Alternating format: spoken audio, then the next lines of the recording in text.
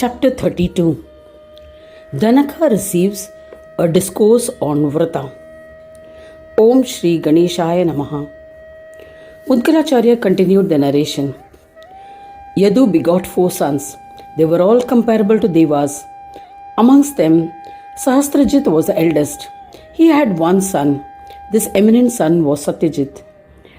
His 3 sons were Hihaya, Haya, and Vapurhaya. Hihaya's son was Dharma, Dharma's son was Netra. Netra had a son named Kunti. Kunti's son was Sohanji.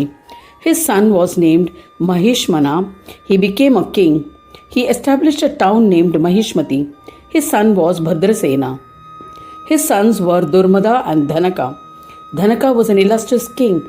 Dhanaka had 4 acclaimed sons, Kritavavirya, Kritagni, Kritavarma, and Kritauja. O Daksha, Kritavirya, the eldest, was known for his heroics and magnanimity. O Daksha, Kritavirya made the all-bestowing Krishna Chaturthi to descend to earth and popularized it. Daksha Prajapati questioned Mudgala as he was eager to know about the Chaturthi Vrata. Please elaborate on how he brought down and popularized the rituals on earth. O Swami, listening to various legends, my heart is filled with joy. Hence, please elaborate. Mudgalacharya said, in the great town of Mahishmati there lived a sinner named Bhima, belonging to the lowest caste. He was extremely greedy, materialistic, and a dacoit. He would kill animals often and sell their meat for livelihood. In his spare time, he would engage in looting, cheating, and killing travelers. Once, during the month of Magh, on the day of Chaturthi of the Krishna Paksha, Bhima was roaming in the forest to carry out his regular business. However, as fate would have it, he did not find a human or animal to kill in the mountains. In pursuit of a prey, he spent the whole day without food or water, but in vain. At sunset, he set off homewards. On the way, he met 12 Brahmins. He killed them mercilessly and looted all their possessions and returned home. When he returned home, he was hungry. He had dinner at moonrise.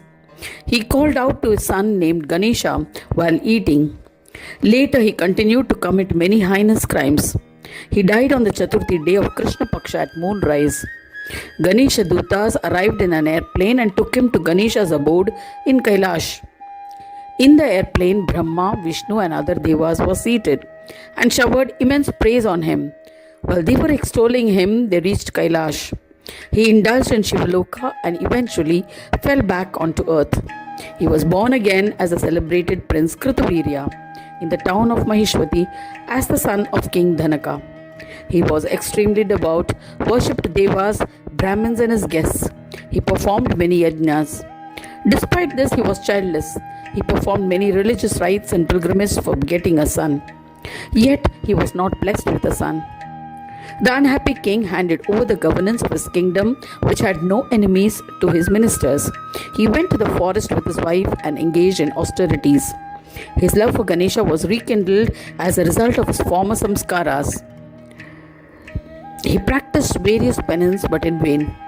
He did not beget a child. The king Kritavirya became so emaciated that he was reduced to skin and bones, and life appeared to exist only in his eyes. Narad Muni saw the plight of Kritavirya. He conveyed the information to his deceased father Dhanaka in Swargaloka. O Dhanaka, your son is staying in the forest and is continuously performing penance.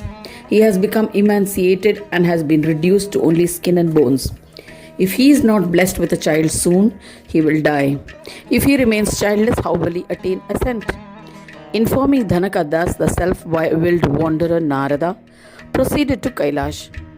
Dhanaka was distraught and mused, I shall now surrender to the omniscient Brahmadeva. This will result in fulfillment of desires. There is no doubt about it. With these thoughts, he went to Brahmadeva and extolled him. He said humbly to the illustrious one, my son has renounced his kingdom and other royalties. He is childless and has performed many vratas and penance to beget a son. He has renounced his kingdom and observed austerities. O Brahmadeva, what is the solution to his childlessness? Tell me. so that I can convey it to him for the propagation of my lineage. Chaturanana, the four-faced Brahmadeva, the one who was endowed with knowledge of remedies for all obstacles, replied, in his earlier life, he has committed sins by killing Brahmins. In his previous birth, he had unknowingly observed Chaturthi Vrata with devotion. As a result, all his other sins were absorbed. Though this grievous sin committed at other times can be erased, this Vrata does not liberate one from the sins committed on the day of Krishna Chaturthi. These sins remain forever. There is no doubt about it. Therefore, O King, on the day of Krishna Chaturthi, one should always perform good deeds. O King, your son had killed 12 Brahmins on that Chaturthi day and accumulated grave sins. No forms of yajna will make them disappear. Vrata, visits to pilgrimage centers, and any other penance are incapable of eliminating them. Sins done on Sankashti day are immutable and are permanent. There is no solution for it. However, I shall tell you one remedy that can be done. One who had observed the Sankashti Chaturthi Vrata and earned good merits will not be troubled by rebirth ever again. This illusory Maya world is fourfold. A jiva can take birth in any one of the four gross bodies in accordance with his karmas. Four kinds of gross bodies are Jarayuj, Andaja, Swedaja and Udbhija. It involves hard work, and as a result, the jiva becomes deluded. When a devotee observes the Sankashti Chaturthi Vrata, he is redeemed from the fourfold toils.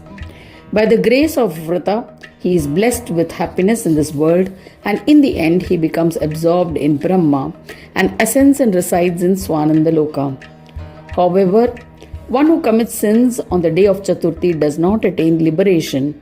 Even if he ascends to Swarga based on merits attained by other deeds, these sins will stay with him. During his rebirth, he will have to bear the fruits of his sins. Eventually, these sins are lived, and then he can once again become a devout Ganapatya. By that standard of justice, the wicked one was taken by Ganesh Duta to Kailash. Thereafter, he was born in your family as your son to suffer for his sins. Sins committed on the Chaturthi day can be erased only by performing the Chaturthi Vrata.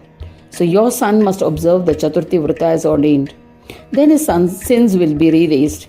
There is no doubt about it. After all his sins have been erased, your son will be blessed with a son. In order to nullify all the accumulated sins from deeds done in the past, one has to accumulate merits. The glory of Chaturthi is profound. She promptly strives to destroy the sins committed on that day. For this reason, he should observe 12 Sanskrit Chaturthi Vrata, and the sins accumulated for having killed 12 Brahmins will be destroyed. Thereafter, Brahmadeva imparted the knowledge and the procedure of observing the Vrata. The king offered his pranams and departed. Thus ends the 32nd chapter titled Dhanaka receives a discourse on Vrata.